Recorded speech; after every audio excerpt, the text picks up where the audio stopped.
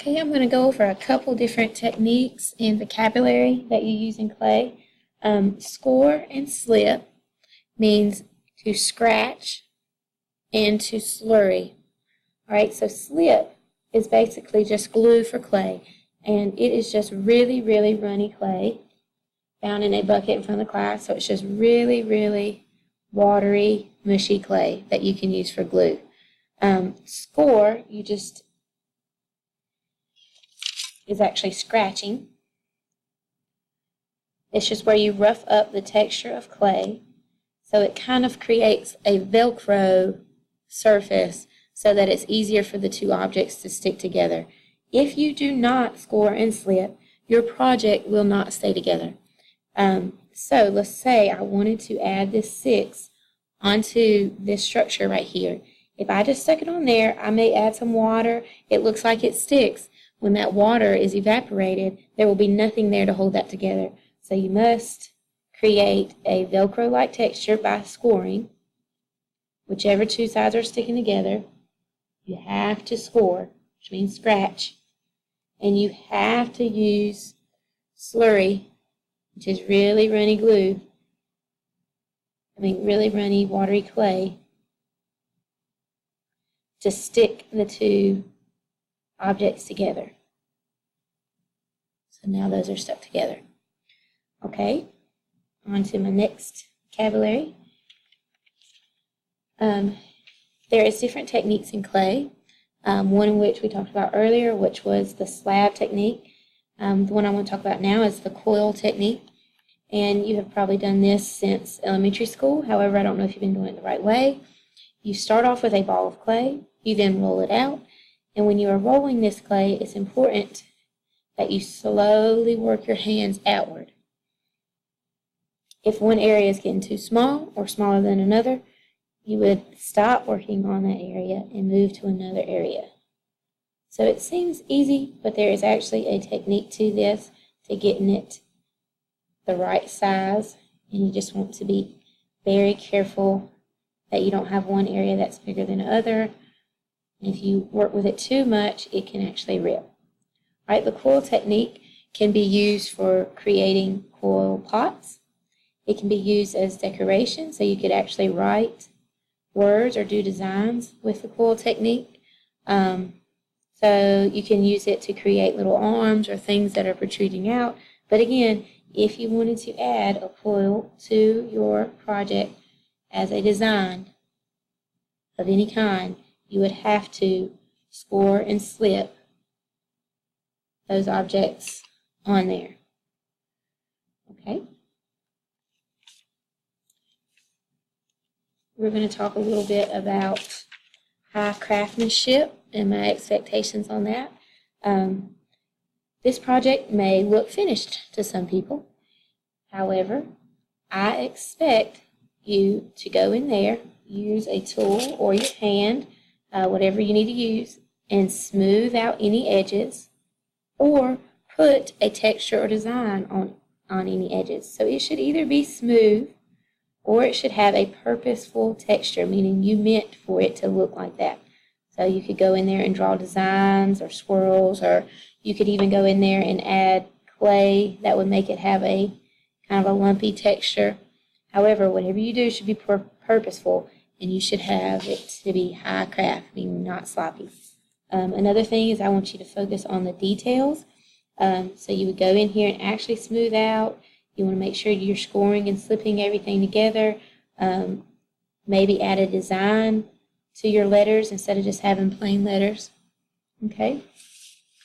I'm going to talk to you a little about another technique, which is pinch pot. All right? When you're creating a pinch pot, you want to start out with clay.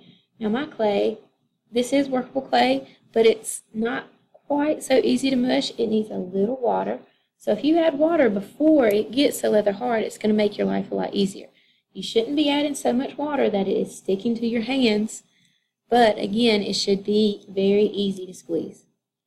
If it's starting to stick to your hands, or sticking to the table, or sticking to your board, you have done something wrong. All right, so I have added a little bit of water. I'm going to roll this up into a ball. All right. And now the pinch pot, you'll want to get rid of all the wrinkles.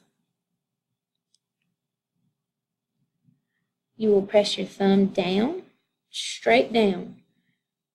And this is not just pinching out a pot. You want to make sure your fingers and your thumb are parallel to each other. And you want to pull clay from the bottom upward. If you don't do that, the bottom will be way thicker than the top. If you press out, this will start to crack and to break.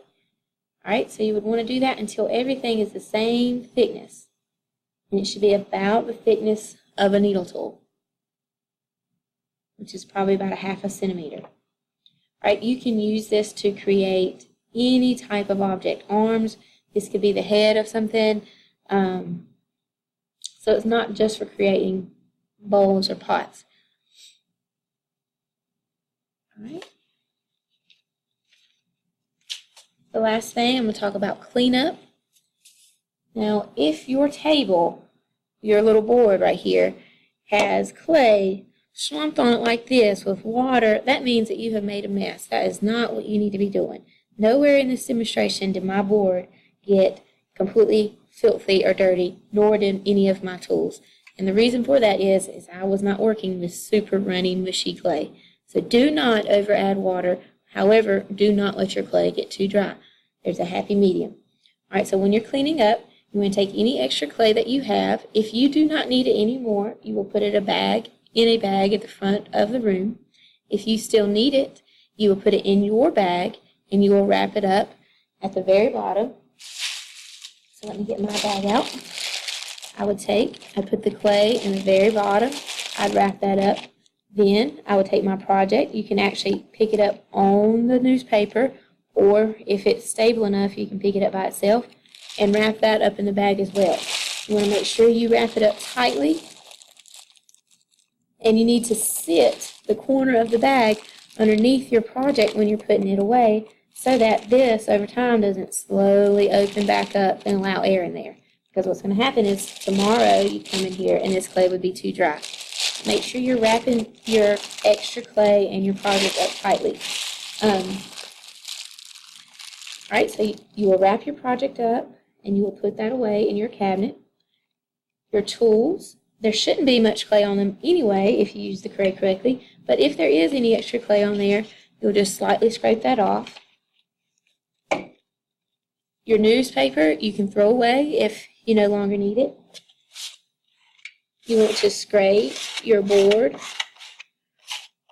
or your table before wiping it off. That's very important that you do it before. Put this either in the slurry bucket or in the trash can. Alright, put your tools away. The rolling pins and these do not go in the tool buckets. So your tools should all be clean the way they were when you got them. You put your rolling pins and your brackets back where they go. Your water cup needs to go in the water bucket over in the sink. So do not dump this down the sink. Make sure that this goes in the water bucket because this has clay in it and you don't want that going down the drain. Your hands, what you can do is either rinse them in your water cup at your table. That would be the cleanest way because no one else has used this water but you or your table. Rinse all that extra clay off of them. Alright, so you would want to get all that extra clay off into your water bucket at your table. And then now, once your hands do not have clay on them anymore, you can wash your hands in the sink. And again, put this water bucket in the bigger bucket in the sink in the back.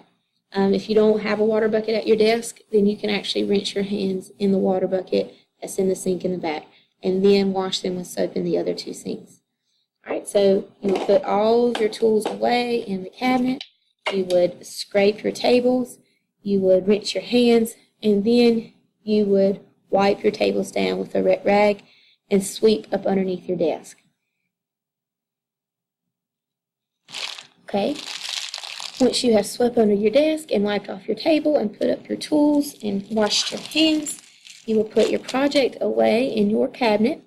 I will let you know which cabinet to do that with. And you need to make sure that on your clay, your name is very obvious on there.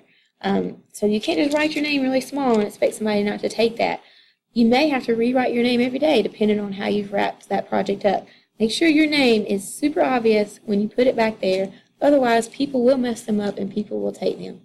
When you're putting your project up, make sure that you do not mess up anyone else's. Do not move anyone else's. If you cannot find a spot for your project, you need to come and talk to me and I can find a spot for your project. And that is it.